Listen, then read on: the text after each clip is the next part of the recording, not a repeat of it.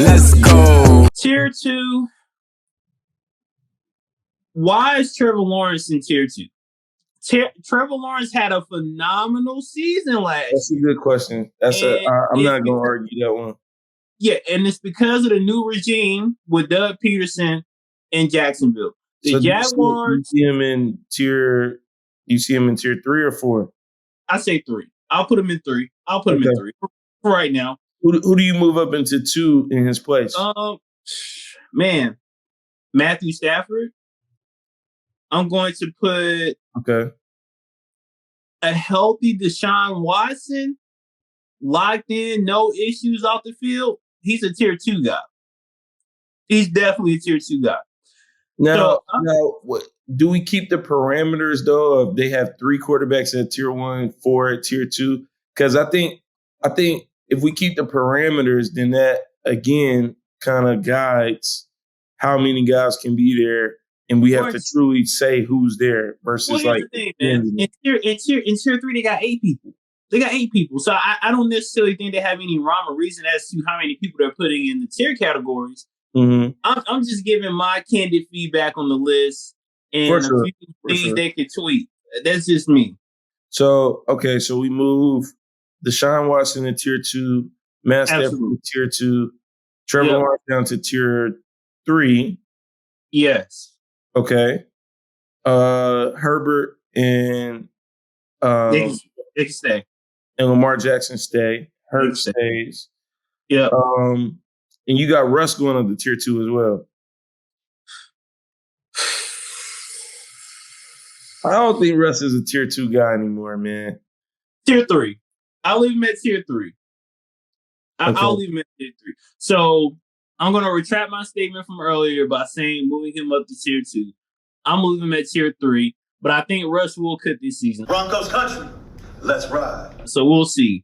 And I'm just going to touch on Tier 3 real quick. We can go through this entire list. Well, actually, 6 and 7 is pretty straight. But we can go through this whole list ad nauseum and really, pick it apart. But with Tier 3, like I said, I'll move Aaron Rodgers up to 1. I'll move Matt Stafford up to 2. I would leave Tua at 3 just based on his past results. He had a phenomenal season. Hate the whole concussion thing happened. 2 concussions at that. But outside of that, phenomenal season. For sure. Miami, make sure you are protecting your future. That guy is your future. Please Justin Fields, don't know why he's in Tier 3. Justin Fields should honestly be in Tier 5. That's just me. Daniel Jones? Yeah, I mean... Tier 5. Daniel Jones, I would say you have to leave at Tier 3, maybe at Tier 4. I want to say Daniel Jones led the league in efficiency. So he barely threw the ball. Do we got to pull the stats out? Pull the stats out. While you do that, in the interim, make sure you all comment, like, and subscribe if you made it this far. We're getting ready to wrap up this video, but make sure you give us some love in those comments as well. I'm not putting Daniel Jones over Jared Goff. I'm not putting him over Dak Prescott.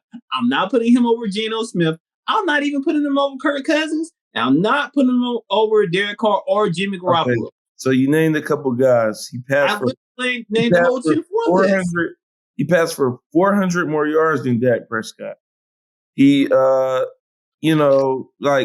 just keep comparing him to Dak, since that was one of the first things I heard you say. Wasn't Dak hurt a few games? Wasn't Dak out a few games last season due to injury? Okay, well, his completion percentage was 67%. Dak's was 66%. The only guys with a higher completion percentage than him are Justin Herbert, Patrick Mahomes, Joe Burrow, and Geno. That's it. And Geno had the highest out of anybody, but those are the only guys with a higher completion percentage than the guy.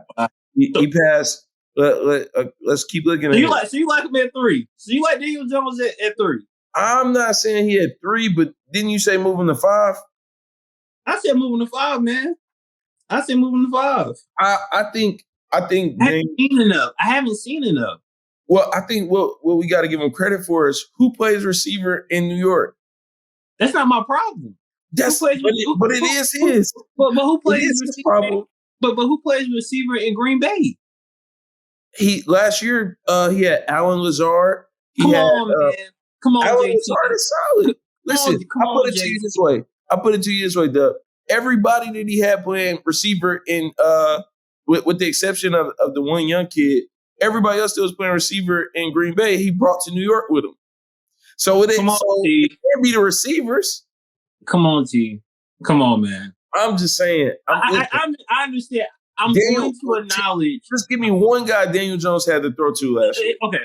I'm going to acknowledge that Daniel Jones does not have any receivers. I'm going to acknowledge that.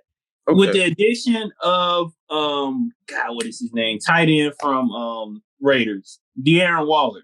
Yep. With the addition of him, that's going to be a huge boost.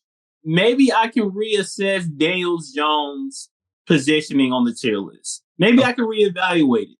I have not seen enough to keep him at a tier 3, and I haven't seen enough to put him at tier 4 with the likes of Geno Smith, Kirk Cousins, Derek Carr, Jimmy Garoppolo. I have not seen enough.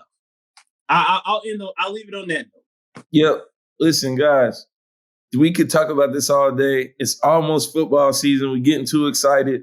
Let us know what your thoughts are in the comments. We're going to do a part 3. This is going to be 2 parts. We're going to do a part 3 on this and talk about the quarterbacks. We also going to get to the receivers, the running backs before this season starts. Listen, we ramping back up. NFL season is here. As always, Doug mentioned it earlier. Comment, like, subscribe, give us that CLS treatment. We'll be back with more from it in the arena.